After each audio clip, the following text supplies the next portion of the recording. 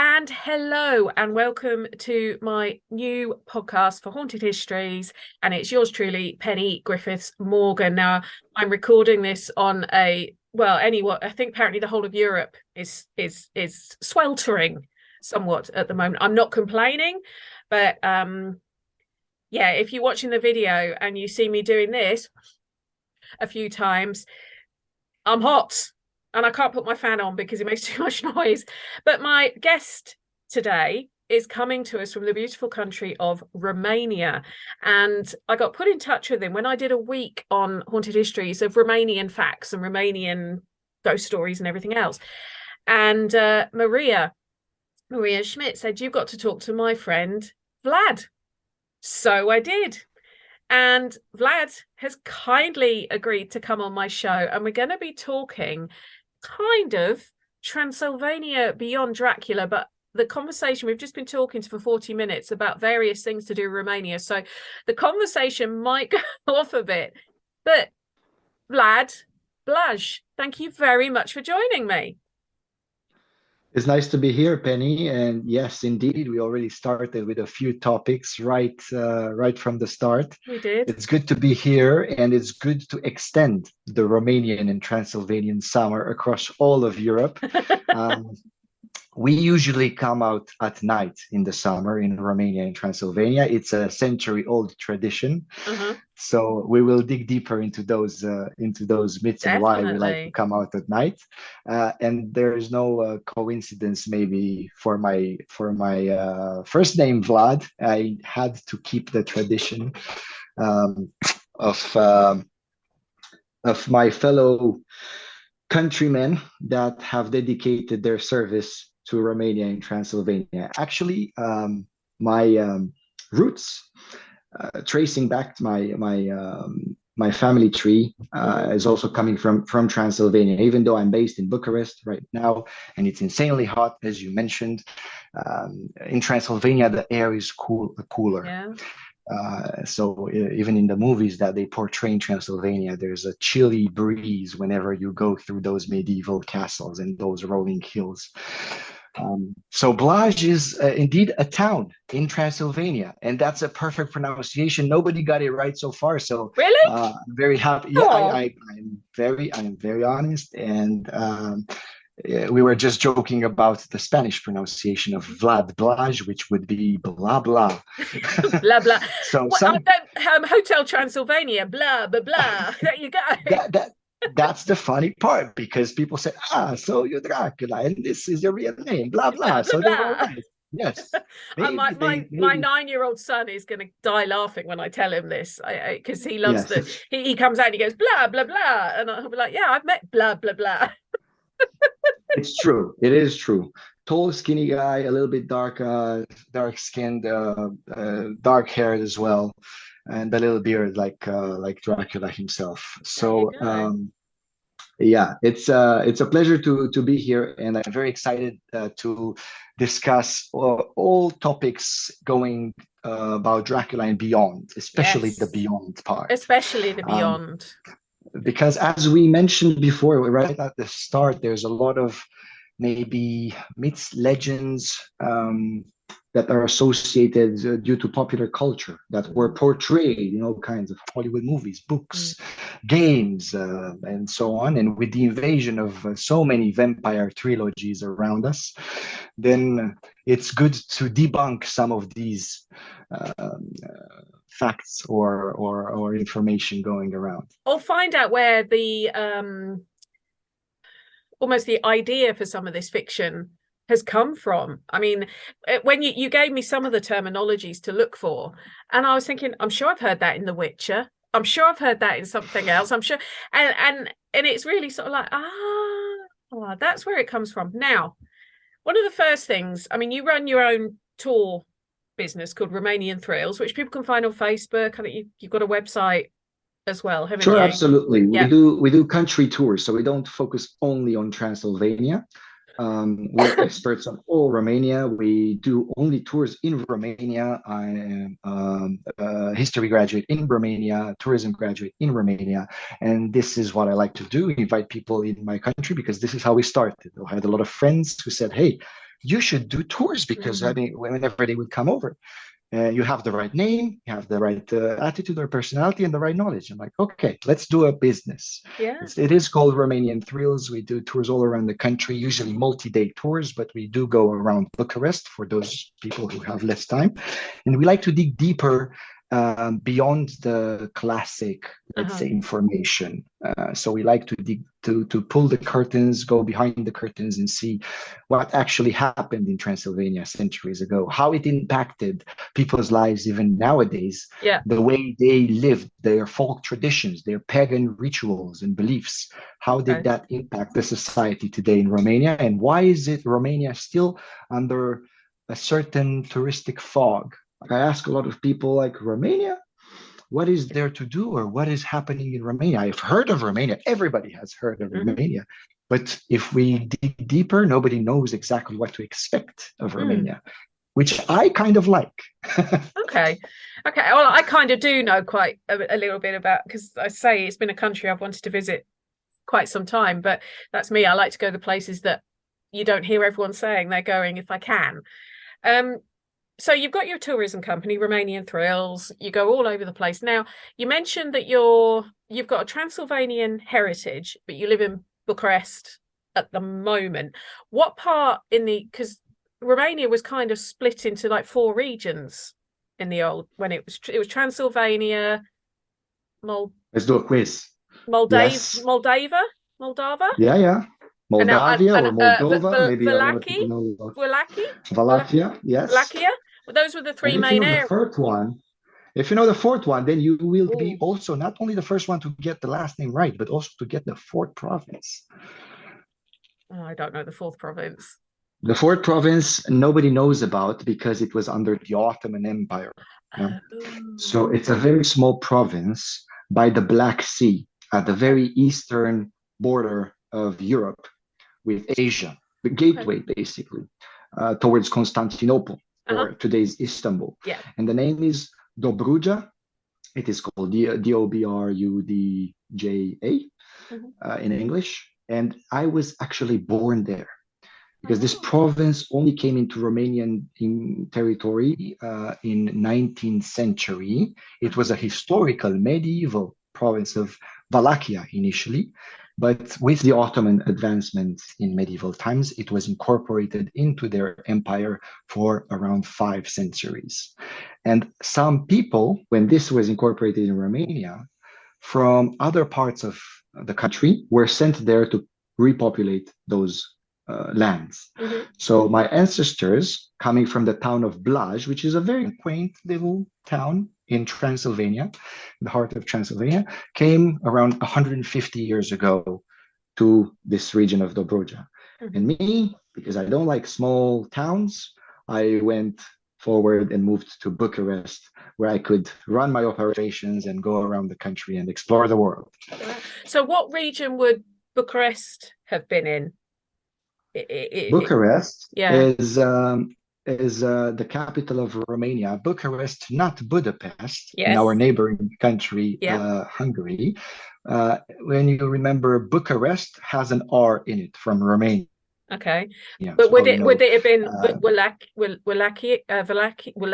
Would it have been? It would have been Wallachia. Right. You can say Wallachia, but most of the people will call it Wallachia. Wallachia. Okay. Yes, with the V, and that would have been the region inhabited by, let's say, Romanians, attested for the first time in around 14th century, and it was the province that was constantly under the raid of the Ottomans because it is the province just north of Danube, the most important river in Europe. That goes through so many capital cities nowadays. And it was kind of a natural border between where the Ottomans would settle to conquer and where they would want to go further. So Bucharest, it is not in the center of the country of Romania nowadays. In the center of the country, we would have maybe a Transylvanian city, and it is in the south part of Romania nowadays. So Bucharest is just 1 hour away driving from the Danube, or back in the days, a few days marching from the Danube. And for this reason, it has more influence from the Ottomans and from the, let's say, Oriental habits and ways of life, especially back in the days. Okay, so it leads me on to the next thing that you've got on your t-shirt, and which I'll put onto the the video. The guy that everyone thinks is Count Dracula, Vlad Tepes. Is that correct? Tepes? Did I get that right? Vlad Tepes. If Tepes. you put yes, the TZ, let's say in English, it will come Tepes. Tepes. Most people know him as Vlad the Impaler. Now, something I found interesting was he was actually from Wallachia. He wasn't Transylvanian, was he? It's debatable. Okay. It's tricky, it's complicated, as with all medieval history, I would say, because again, in medieval history, we didn't have the internet, we didn't have Wikipedia, we didn't have like thorough history books, especially in this parts of the world where there was a lot of war going on and not a centralized government. So basically, whoever was the toughest ruler would come into power and rule over their subjects, unless the Ottoman Empire in these areas would come over and take over. So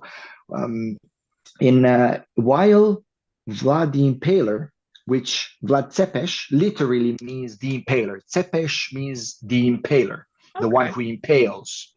That would be the translation. And it's a Slavic term because by that time, Romanians were influenced by the Slavic populations around them, like Bulgarians and Serbs and Ukrainians or Russians, Polish, and so on. And he was actually born in Transylvania. We do not know for sure 100%, as we do not know for sure 100% the history of medieval times. But historians kind of agree that he was born in a little house in the middle of Sighișoara. Sighișoara is one of the UNESCO cities of Romania because it is one of the last inhabited medieval citadels still inhabited nowadays. So people still going around their business in that city wall, in those city walls, with palisades and with portcullises and crenels and so on. And in that house, that belonged to his father. During those times, it was customary for your son to be born in the house you own. Historians have discovered a fresco on the interior of that house depicting his father. So he was the owner of the house, most certainly, and all the probabilities would lead us that he was born in Sighișoara. Most certainly he was born in Transylvania, be it Sighișoara or anywhere else, probably in Sighișoara, because it coincides with the time that fresco is dated. From middle of 15th century is when Vlad the Impaler was born. We don't even know the exact year in which he was born. We know the exact years in which he ruled because everybody remembered his rule. However, the tricky part is that he was the ruler not of Transylvania, as most people would tend to believe, but he was the ruler of Wallachia. And moreover, he was ruling not from necessarily a castle in Transylvania, but from a princely court in Bucharest. He not only was ruling from this area, but he is considered the founding father of the capital of the founding father of Bucharest itself, even though the city or the settlement of Bucharest dates for, let's say, around 1,000 years from now, through all kinds of legends. It was firstly officially attested during his reign around 1450, when he was asking for troops in his fight against the Ottomans. So he was born in Transylvania, ruled Wallachia, and he went all over the place in his never-ending quest to keep the countries or the province independent in front of the Ottoman threat. Okay, because the castle that a lot of people think is Dracula's castle, is it Bran Castle? That's the one a lot of people think. But I would rather go to Hoanari Castle. That's correct. Hoanari. That would be the one I'd rather go and visit if I wanted to get close to to Vlad. Was he the third? Vlad the third. He was, wasn't he? He Vlad the was third. Vlad the Third. Yeah. It's all those villains that people portray. Vlad the Third, Richard the Third, right? Actually, yes, because yeah. But I'd rather go to. I mean, I know it's something like 1,200 steps to get up to Poenari, but I'd rather go and visit there than Bran. I mean, Bran's beautiful, but to me, Poenari has got a lot more to it if we're looking at Vlad the Third. It is interesting. If you do want to do a historical account or a historical tour following into the footsteps of Vlad the Impaler, you can do so. And if you want to visit Romania following into the character of Bram Stoker's Dracula, then you can do a different tour and it will be totally different. Yeah. Because this is where things started splitting. It was when Bram Stoker started popularizing, let's say, his character of Dracula compared to the original Dracula. Because first things first, we have discussed about Vlad the Impaler or Vlad Tzepes, but that is only a nickname. Vlad the Impaler, Richard the Lionheart, and so on. His real name, last name, was Vlad Dracula. So that is a real name that exists, and he was the real guy behind the legend. Now, in regards to the castle where he was going to defend his position, it is true that it would have been Poenar, because Poenar is a little fortress, a little fortification. It's not one of these princely castles, beautiful, Disney castle. You go around and you're looking through the bedroom and so on. It was a very functional military fortress. So as you mentioned, nowadays we have the luxury to climb. A lot of people say, oh, it's so complicated. We need to climb 1,400, more than 1,400 steps. It's funny, actually, they decided to make 1,456 steps. 1,456 steps, because that's the year in which he ended his most crucial, his most important rule. Wow. So you climb the same number of steps as the year in which he ended his most important rule. Wow. There is no funicular, cable car, anything like that. If you want to see the real deal, you need to climb those steps. But back in the days, there was no such thing as climbing those steps, because what you wanted was a vantage point from a military perspective to give you that crucial advantage in front of your enemies. This happened before the Ottomans have brought their cannons. Once the cannons started being used more often into military tactics and warfare, then it was a matter of just finding a nearby hill, more or less on the same height, and starting bombarding that fortress. Unfortunately, it was not so efficient anymore to protect yourself on the top, perched on the top of a hill. Until then, it worked charms, it worked wonders. It was not the castle that he built himself. He actually reinforced on a little fortification, wooden fortification that existed there through a pass through the mountains of Transylvania. But he built it and reinforced it during his reign. So if you're passionate about history and the actual place that has a special energy, if you ask me, because that's the real place where battles have been held, then that's the place. Bran Castle. Isn't Poenar also meant to be the place where his wife threw herself off the cliff? So the Ottomans couldn't capture her. Actions happened. That's where most of the actions happened. On Netflix, there's a pretty good documentary about the most important rule of Vlad Impaler, not about his whole life, but his most important rule, and maybe even his childhood. It is called Mehmet versus Vlad. Or the Ottoman series. I believe it's all History TV and so on. It's made by the Turks, which obviously can be biased, but they invited Romanian historians, international historians from England, from the US as well.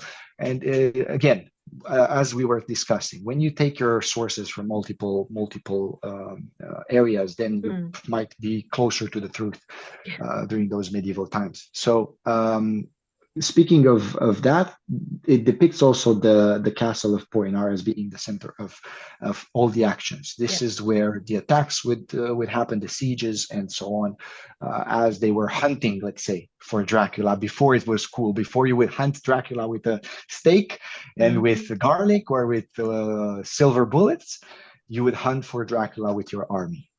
Okay. Well, no, it's the one I think I saw it on Abandoned Engineering. It was something like that I saw it on, Ooh, and I thought, oh, that looks interesting. And I'd heard of it. I yes. had heard of it, but I didn't know the full story. And yeah, it was.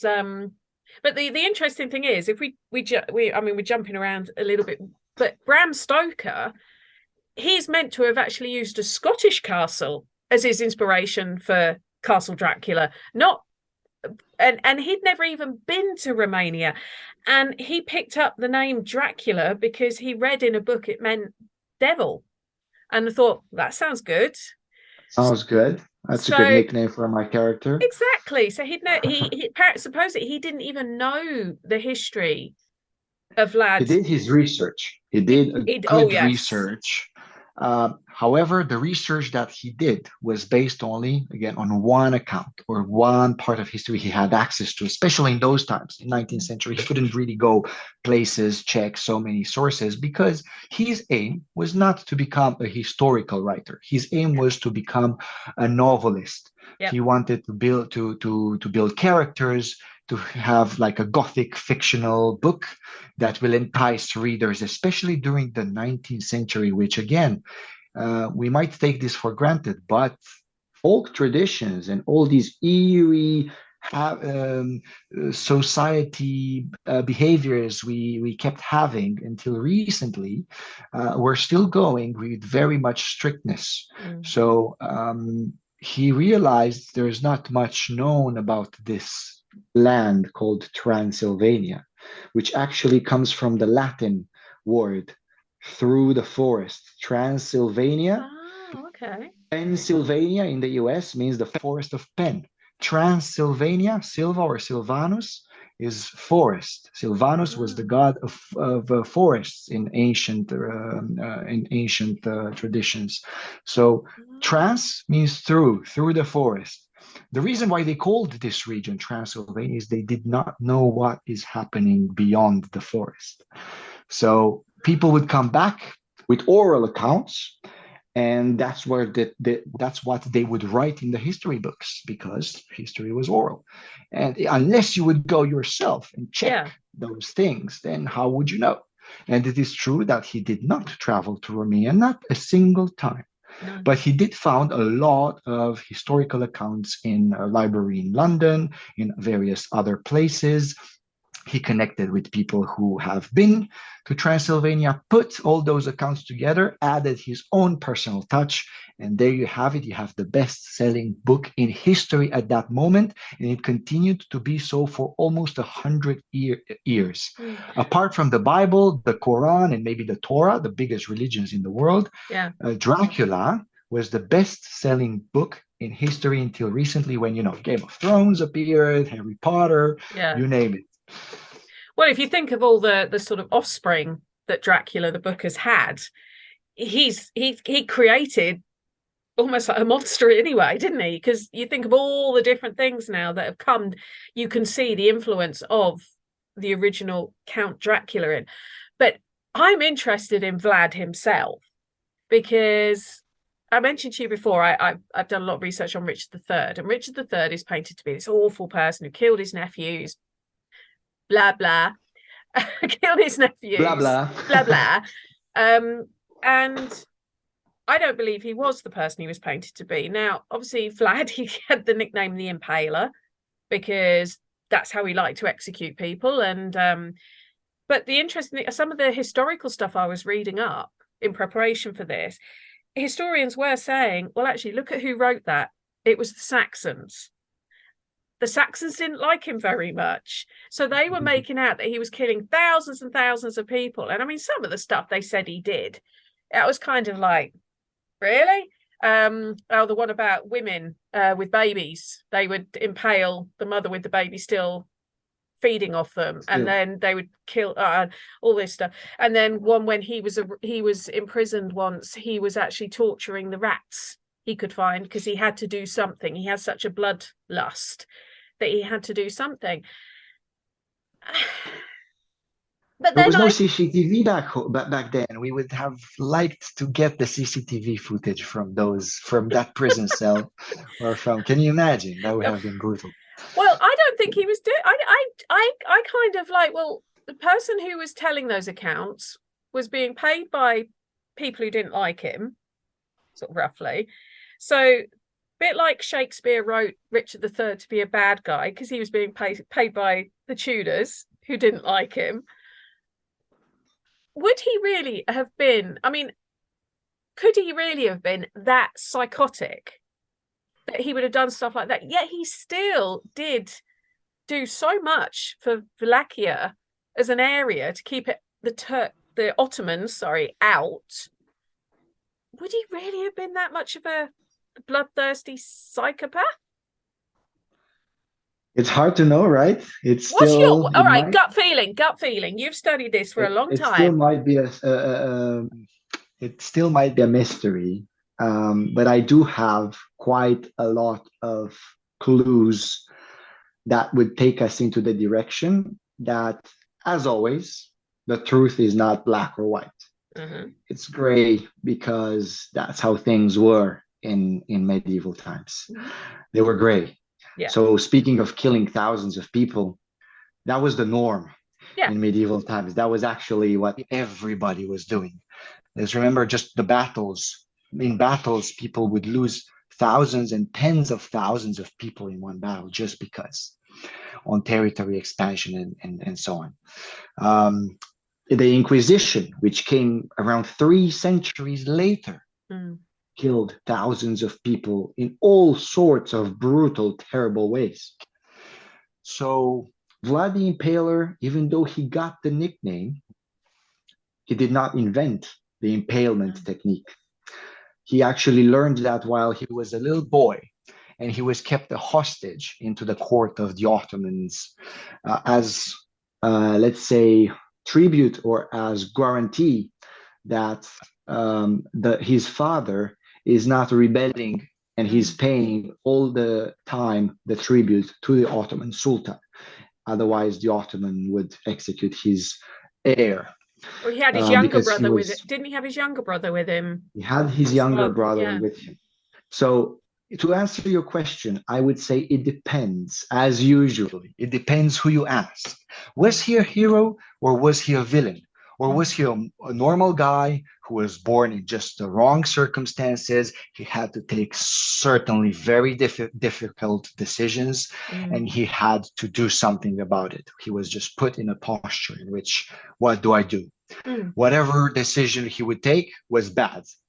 This we can ask every single historian, and I think they can all agree he was in a bad place. Regardless of what he would have done, he would have ended up in a bad place.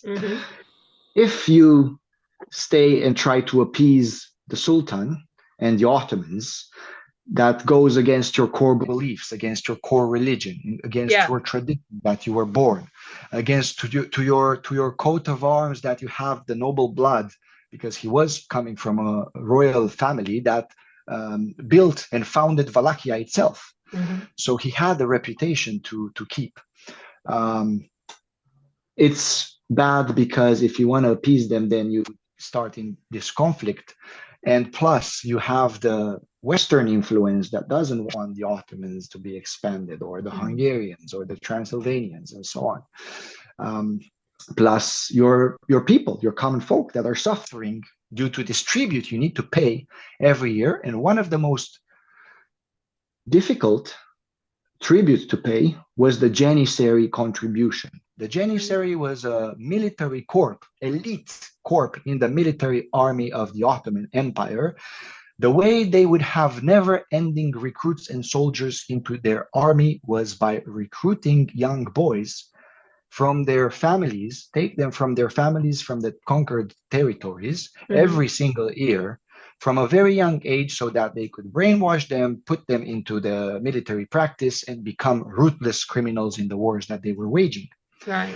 And imagine sending every year from your common folk thousands of little boys that would be sent to be brainwashed and then sent on military expeditions to even come back and attack their own families in the provinces that they were born in. So this is just an example. Of course, we can get deeper into much more reasons why it was a complicated situation.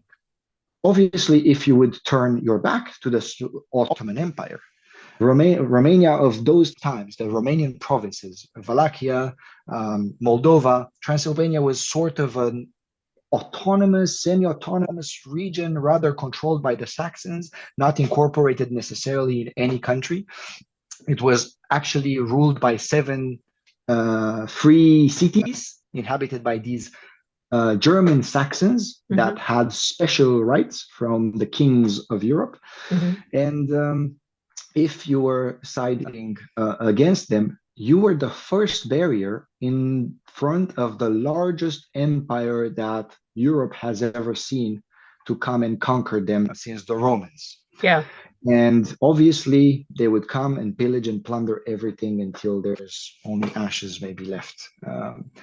But you didn't want to do that, so because nobody else was helping you in Western Europe because they had their own fights to do, right? France and Britain, and Spain was busy conquering the world, and then Italy was split in so many provinces, and then the Hungarians, they had their own issues. As proven that during Vlad the Impaler's reign, he was the last of the Eastern rulers that kept the Ottomans away. Maybe if he wasn't there, the Ottomans would have conquered other regions like Hungary earlier. Who knows? We don't know exactly. But that's when the fall of Constantinople happened as well in 15th century. And this is when the largest armies of Europe would have invaded you. So very tricky situation. Was he a hero? Was he a villain? It's hard to say. I do believe he had, from a psychological point of view, a lot of childhood trauma. Yeah. Nobody spoke like that in the medieval times. What do you mean trauma? Does that exist? You need to take decisions. I'm sure he had some sort of a deviant behavior or, more exaggerated behavior. But as a ruler in medieval times, very few rulers that kept their throne were not ruthless. If you wanted to keep your throne in medieval times, you needed to be ruthless. Yeah. Because otherwise you would be deposed by somebody who would be ruthless, who was ruthless. Obviously, Romanians or people around these areas, the Balkans, see him as a great national hero because he kept the independence of the provinces for as much as possible. If you ask the Turks, maybe they will say this guy was crazy. He was impaling. He was going against not the Geneva Convention, but against common sense in military. We fight like men, like brave men. We don't put people on stakes in the middle of the forest for the birds to eat from their organs and so on. And we fight in a battle like true men, like brave men. Or when you have 5,000 soldiers and there's a 50,000 to 100,000 army coming marching towards you, you need to find all kinds of you might use all kinds of tactics like the scorched earth tactic, poisoning the wells, burning the fields, the crops. So can I nowadays judge him? No. Can I say was he a hero? Was he a villain? I believe he was just a ruler, a person that he was born in a position in which he had to take decisions that were very complicated. And I think he had one of the hardest lives in medieval times. And I do believe he had used all his resourcefulness, put his trauma to good use, put his vengeance to good use, to whatever, in a sense, to follow his quest of keeping the country independent. Now, if we were to debate longer in how he got to the character of Dracula and so on, I will let you ask a few more questions. Well, I agree. I mean, I think that's the best overview of it I've seen. I mean, one of the things I tend to argue a lot when people talk about history is they look at things that happened in history with today's eyes. So that like you say, they're judging. You can't judge what Vlad had to deal with today's sensibility because it was a completely different time. Also, I mean, you mentioned about things he went through as a child. The fact that, as you say, him and his brother were imprisoned, for want of a better term. Captives. They were not necessarily. They were treated because They they were were royal treated blood, well, and they were but taught, they and they were. had education, but they were held captive.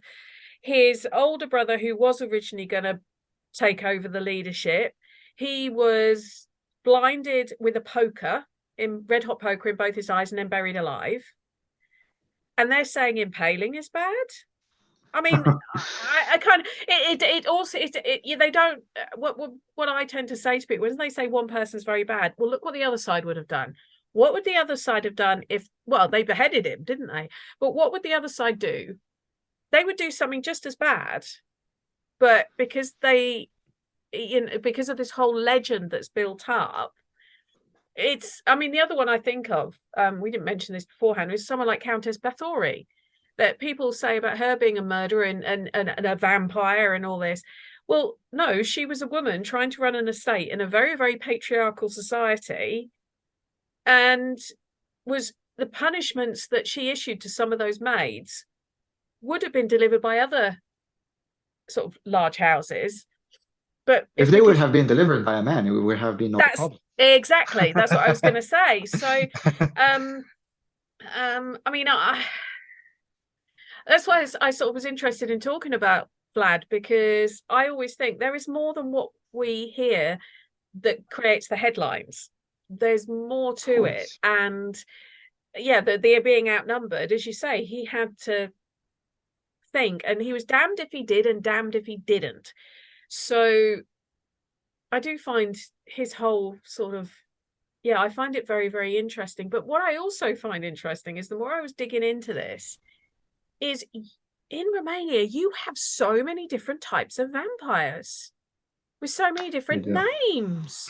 I mean, I'm not going to even try and pronounce some of them, but one of the ones I thought was, you've got one, and I don't, Zaburator, the flyer. Zburator, the flyer. The flyer. That's the good type of vampire. Pardon? That's the good type of vampire. Is that the vampire that visits the ladies at night? The young handsome man who seduces women. But, yes. So you've got that type of vampire, and I mean, the whole thing of vampires, it isn't just, they're not just bloodsuckers. They're meant to, you know, get energy vampires and everything else. You have Strigoi. Yes, Strigoi is one of the most famous ones, I would say. And you can have dead vampires and alive vampires. You have, what was another one I saw? Moroi. Yes, Moroi. Yeah. Moroi. Just like we have Prikolic, we have all kinds of, we have Zine, we have there's too many. And they've all got little say USPs to them, haven't they? Unique little points that's meant to be their character. And exactly. Yeah, and the more I was finding out about them, the more I was saying, well, actually, that is Count Dracula, as in Bram Stoker's. He can do that. He's not one of them. He's kind of an amalgamation of a lot of them, isn't he? Exactly. You discovered his secret. You just discovered Bram Stoker, so you might be in a position to just write the next best-selling Gothic novel. Yeah, I don't know about that. Don't know about that. Why not? Maybe I'll write one about Zaburators, because I found them quite interesting. But yeah, I then found something which kind of blew my mind. You and I were talking before we came on air about the 1989 revolution. Was it 1989? Yes. Again, when Ceausescu was overthrown. Indeed. Now, some of the people listening to this may not be old enough to remember this. Sadly, I am. And originally, when Ceausescu took over Romania, he was actually did quite a lot. He wanted to work with the West. He wanted to promote the country, but then I think it was a case of greed got the better of him. And one of the policies I think he banned term abortions for women, and women over, I think it was women under 40 weren't allowed to use contraceptive, because he wanted to double the birth rate and all that kind of thing. So basically he was turning women into breeding mares, for want of a better term, because he wanted to bring the population up. Now, he was overthrown, quite a bloody overthrow. We were talking about it. Bloody affair. Yeah. And him and his wife, I think they call it a drum court or a drum hearing when they were captured. Yeah, like a mock trial, like a very staged yeah. trial. Well, the reason it was called a drum hearing or drum trial is it was something they used to use when they used to use a big drum, military drum, as the table to put the paperwork on. And they were executed very, very quickly. I think Christmas Day, wasn't it? The 25th of December, I think it was. Now, what I then found was people were concerned that Ceausescu would come back as some kind of vampire because he didn't have a proper burial.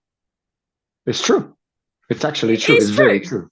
Yes, it's true. It's people, a lot of people who are very concerned, and I could swear nowadays, 2023, there are people in Romania that would still believe that Ceausescu could, come back as a vampire and so on. So these folk beliefs that Bram Stoker discovered around 150 years ago and incorporated them into his Gothic novel based on these Vârcolac, Zână, Plicolich, Sântoader, Moroi, Strigoi, Vampir. Oh, I'm loving this accent. Sorry, Vlad. Keep going. All of these put together, they were very deeply rooted into the Romanian spirituality and conscience. Yes. Nowadays, if I go and talk to my granny, my grandma, how are you doing in this? And like, I want to wash some clothes or Sunday or something like that. No, it's a sin. We cannot do that. All kinds of traditions that are deeply rooted not only in religion, but also on some pagan beliefs. Because the way the Balkan spirituality, I would speak here about Balkan and Romania in particular, because Romania maybe is a little bit of a more outlier. We had the territory of Romania more than 2,000 years ago, before Christ, let's say, before the Roman Empire. There were some barbarians, some people called the Thracians, very similar to the Greeks, but they did not have a written alphabet. However, they were very wealthy. They would keep fighting against the Romans for a while. They had their own words, their own vocabulary. To this day, more than 2,000 years later, we still have some of these words in our vocabulary, like barză, varză, viezure, whatever. Animals and plants or so on. What happened is that they had their own gods. They were polytheists. They had multiple gods, right? Like it was the norm back in the days. Then they took some of the Roman gods. The Romans came in. They conquered these areas. They put the Roman traditions on top. People started celebrating those. Then the Dark Ages come in. The Roman Empire starts falling. And what happens is that Christianity is being spread out through the rise and fall of the Roman Empire. And then the Christian traditions are being put, if we look in history, actually they are mixed with pagan, with Roman traditions, because Christmas falls on the celebrations in December that the Romans had as well, with the Saturnalias, or in June when the summer solstice starts.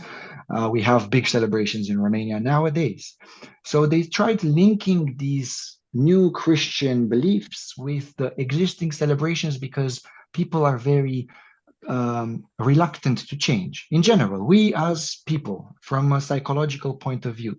So it was a lot easier to put these celebrations on top of something already existing. With this, we already create something weird from the multiple gods, multiple creatures, wolves turned into men, werewolves, bats turned into liars, all these beliefs that started evolving from ancient folk tales with the Christian traditions that also has a little bit of supernatural in it.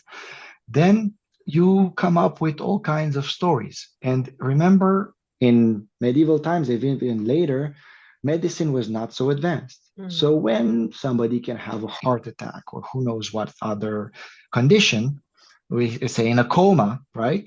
People would say he's dead, he's done with. They bury him, put him in the grave. 2 hours later, he comes back. What do you believe in 16th century? What do you believe in 17th century? And so on. Of course, you think he's a vampire.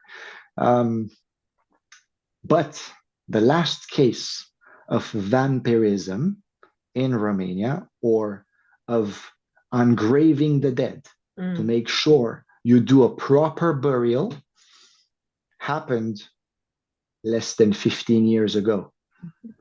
So there were people in a village conveniently called Moroieni, which means the village of Moroi, the village of vampires, the people of Okay. the village of ghosts, Okay. where one person undug the grave of all people from his mother-in-law. I know it sounds funny, but it's true.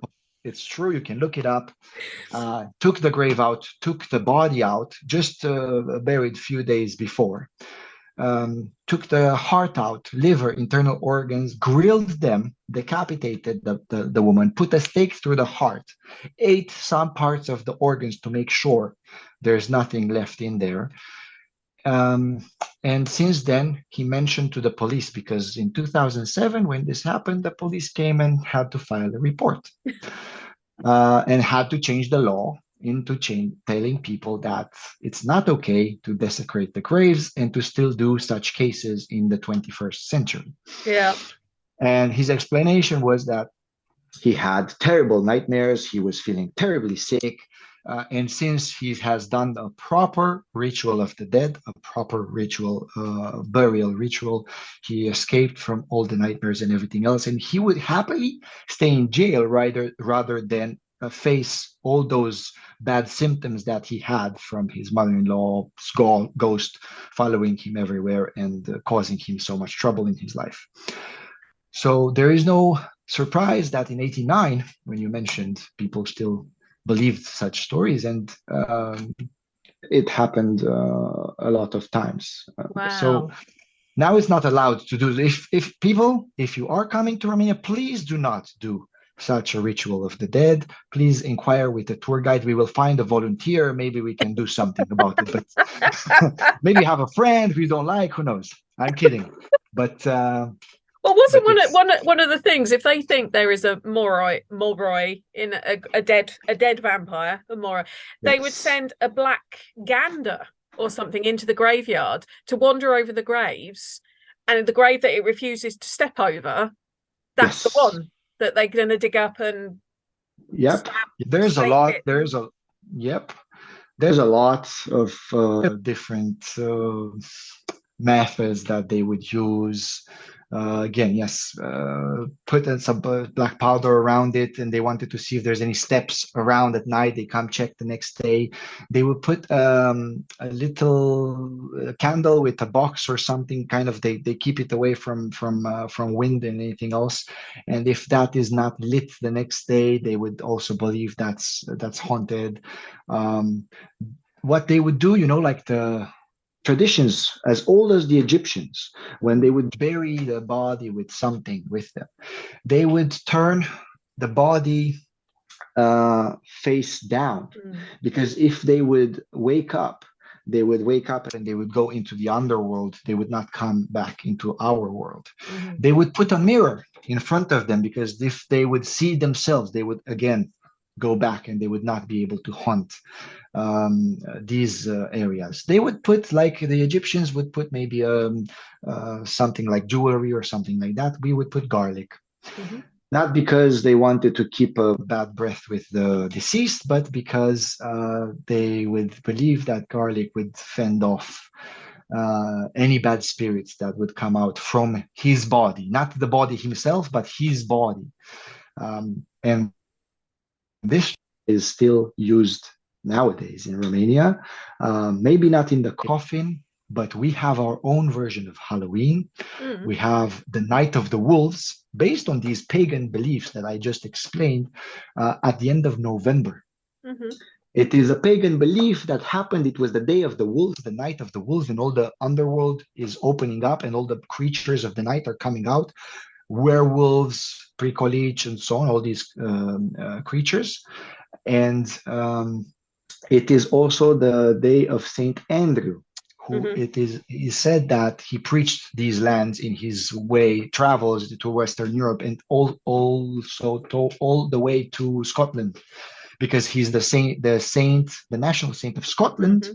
and the national saint of Romania as well. Ah, So these holidays are intertwined, and people in the villages, they took what they heard, speaking yeah. of oral tradition, and they made something out of it and they propagated it. It is still alive today.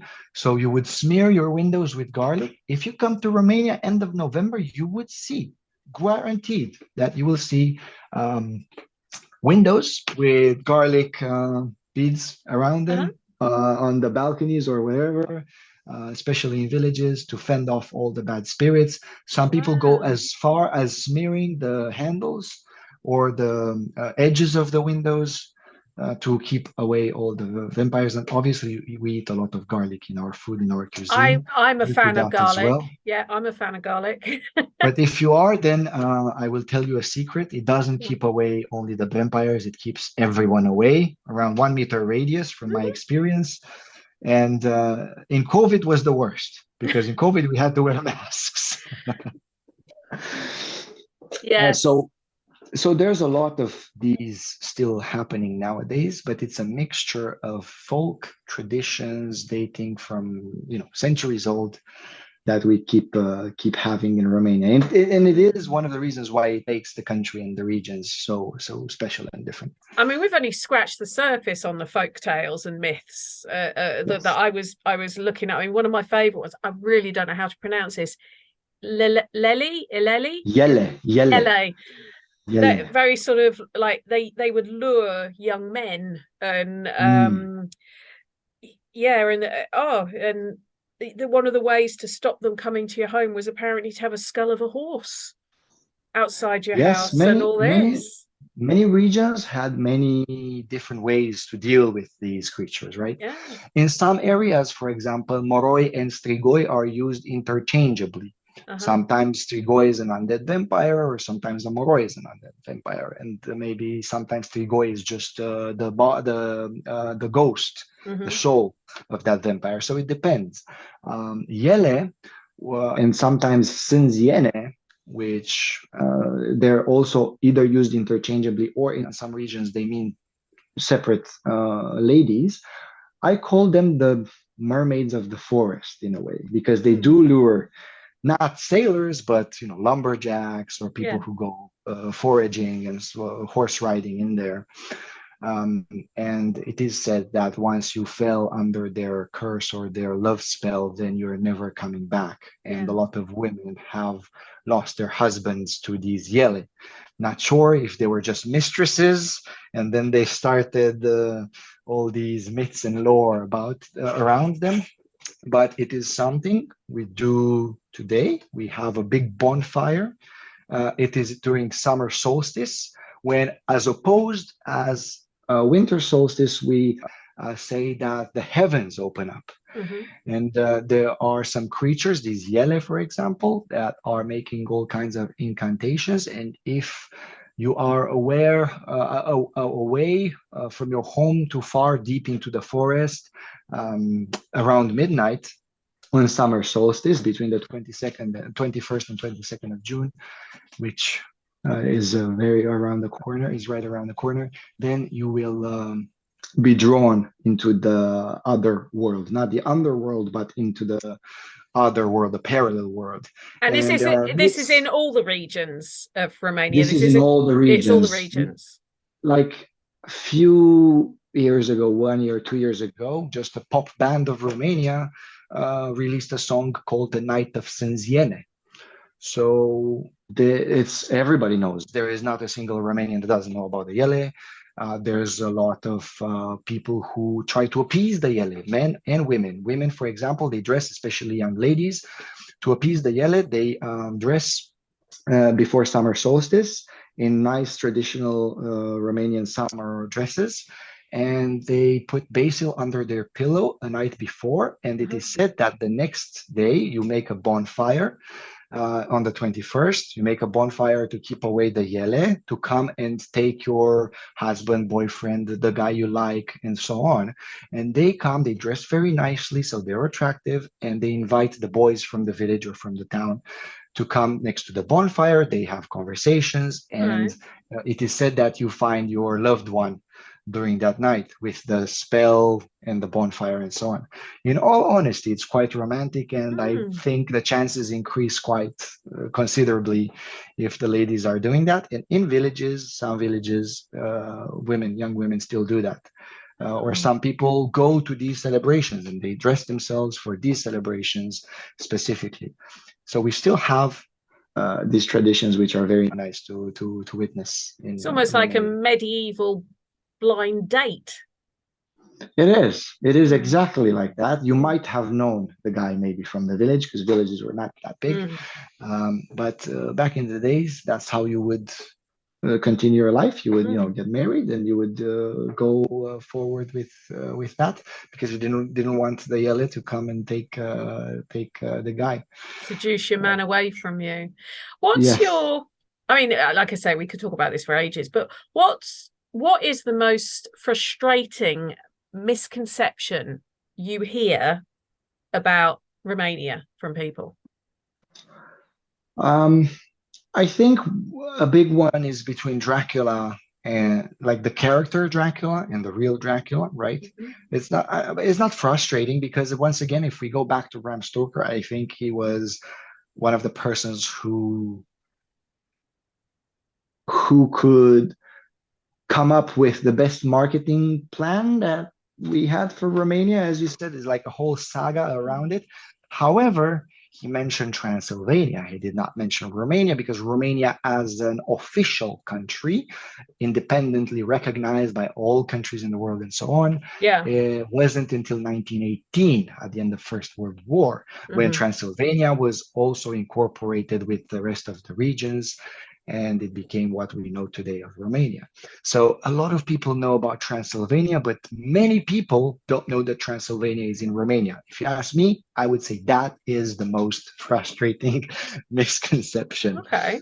Um, so once we know Transylvania is in Romania nowadays, and we know that Vlad the Impaler, Vlad Dracula on his real name, was a medieval ruler.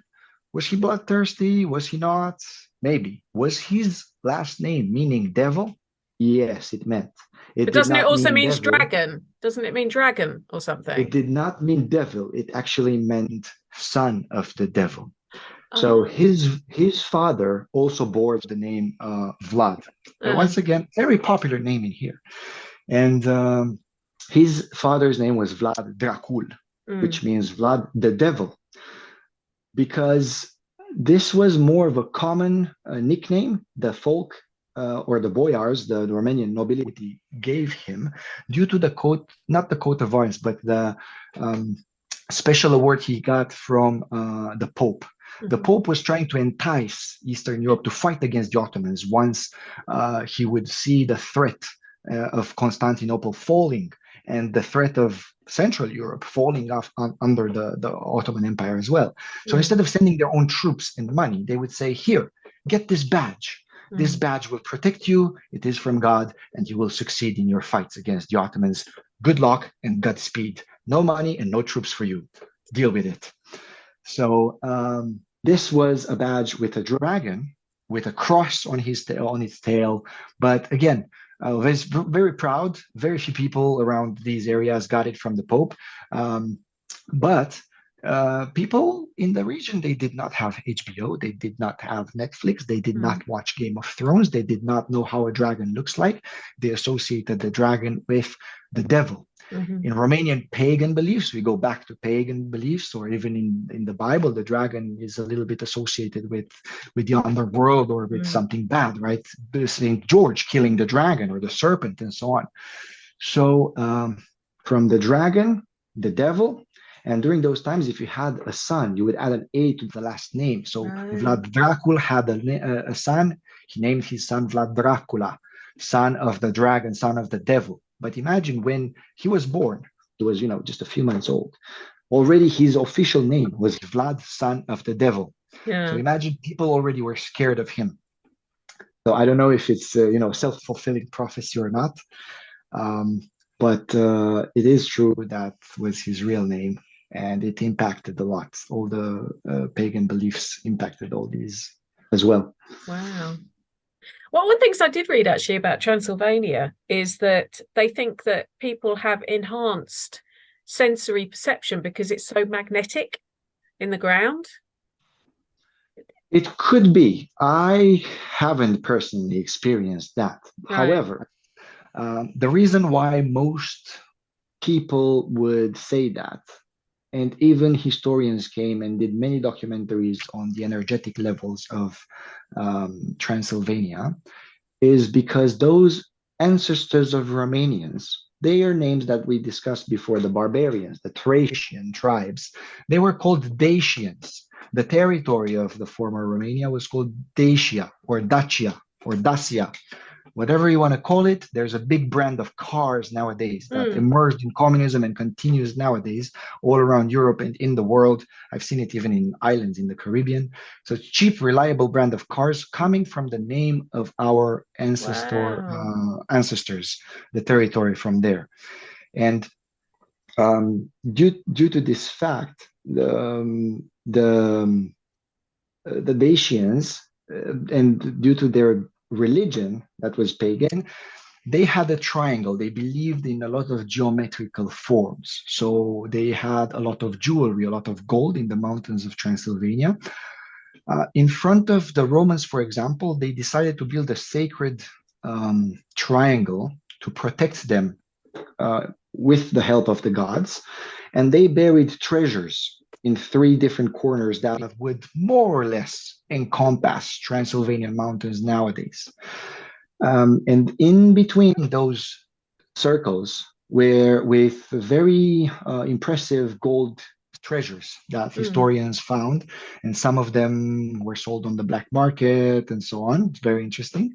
There's a documentary on the hunt of Transylvanian gold, I believe Yes. by History Channel and Yep. other It's on TV media. Netflix. Yeah, it's on Netflix. Yeah. If it's on Netflix, then there you have it. Mm. Um, and they believe these superpowers, these are enchanted treasures imbued with the gift from their highest priest. The high priest was also the chieftain of these tribes as well.